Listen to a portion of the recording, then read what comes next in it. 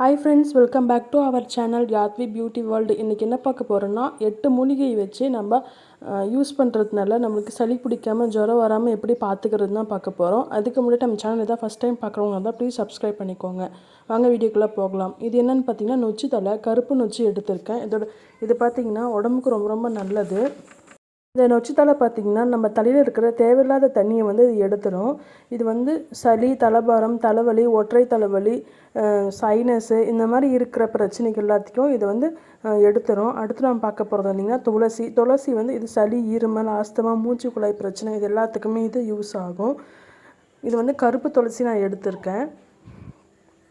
நொச்சி இலை பார்த்திங்கன்னா கருப்பு நொச்சி எடுத்திருக்கேன். அதே மாதிரி வேப்பிலை பார்த்திங்கன்னா இது ஒரு ஆன்டி பாக்டீரியல். இதை அலர்ஜி பிரச்சனையை சரி பண்ணும். இதுவும் சளியிலிருந்து நம்மளை பாதுகாக்கும். அடுத்து நான் எடுத்துக்கிறது பார்த்திங்கன்னா கற்பூரவள்ளி கோல்டு, காஃபு, இந்த இன்ஃபெக்ஷன்லேருந்து நம்மளை வராமல் தடுக்கும்.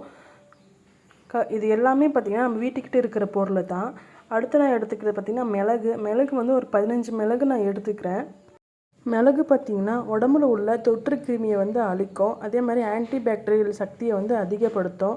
அதுக்கப்புறம் பார்த்திங்கன்னா நான் பச்சை கற்பூரம் எடுத்துக்கிறேன். பச்சை கற்பூரம் எல்லா சூப்பர் மார்க்கெட்லையும் கிடைக்கும். இது என்னென்னா பிளாக்காக இருக்கிறது, அது மூக்கடைப்பு, அதுக்கப்புறம் ப்ரீத்திங் ப்ராப்ளம், அப்புறம் நைட்டில் நல்லா தூக்கம் வர இது யூஸ் பண்ணலாம். அடுத்து நான் எடுத்துக்கிறது பார்த்திங்கன்னா ஓமம் இருமல் வராமல் தடுக்க இந்த ஓமமும் முக்கிய பங்கு கொடுக்குது.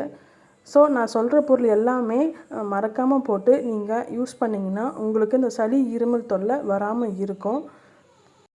மஞ்சள் பார்த்திங்கன்னா ஒரு 1/2 ஸ்பூன் அளவுக்கு எடுத்துக்கிறேன். இது பார்த்திங்கன்னா நோய் எதிர்ப்பு சக்தியை அதிகரிக்கும். அதுக்கப்புறம் நம்மளோட ஸ்கின் அலர்ஜிலேருந்து பாதுகாக்கும். இது ஒரு 1/2 ஸ்பூன் அளவுக்கு நான் எடுத்துக்கிறேன். இப்போது இந்த மாதிரி ஒரு அகலமான பாத்திரம் ஒன்று நான் எடுத்துகிட்டு இதில் ஒரு 3/4 பாகம் அளவுக்கு தண்ணி ஊற்றிக்கிறேன். இந்த தண்ணி ஊற்றிட்டு இந்த தண்ணி சூடாகணும். லைட்டாக சூடானதுக்கப்புறமா நம்ம ஒவ்வொரு பொருளாக சேர்க்க போகிறோம். அதுக்கப்புறம் லாஸ்ட்டாக எப்படி இதை யூஸ் பண்ணுறதுன்னு சொல்லிட்டு உங்களுக்கு காமிக்கிறேன். இப்போ சூடு ஏறிடுச்சு. ஃபஸ்ட்டு நான் சேர்க்க போகிறது பார்த்திங்கன்னா நொச்சி இலை தான். நொச்சி இலையை இதுக்குள்ளே போட்டுட்டு உள்ளே அமுத்தி விட்டுறேன். ஏன்னா வெளியே இருந்தோம்னா அது சாறு இறங்காது. தண்ணி ஃபுல்லாக முழுங்குற மாதிரி அழுத்தி விட்டுக்கோங்க. அடுத்து நான் சேர்த்துக்கிறது பார்த்திங்கன்னா துளசி, அதுக்கப்புறம் வேப்பிலை, அதுக்கப்புறம் அடுத்து கற்பூரவள்ளி, அதுக்கப்புறம் மிளகு 15. அடுத்து நம்ம எடுத்துக்க போகிறது பார்த்திங்கன்னா ஓமம் இந்த மாதிரி எடுத்துக்கோங்க. இது சும்மா ஒரு கையில் உப்பு எடுக்கிற மாதிரி எடுத்து அந்த அளவுக்கு இருந்தால் போதும். அந்த அளவுக்கு போட்டுக்கோங்க. அடுத்து மஞ்சள் இந்த 1/2 ஸ்பூன் இதில் சேர்த்துக்கலாம். மஞ்சள் லாஸ்ட்டாக சேர்த்துக்கோங்க. இதுக்கப்புறமேட்டுக்கா இந்த தண்ணி கொதிச்சதுக்கப்புறம் தான் இன்னொரு பொருள் சேர்க்க போகிறோம். வீடியோவை பாருங்கள்.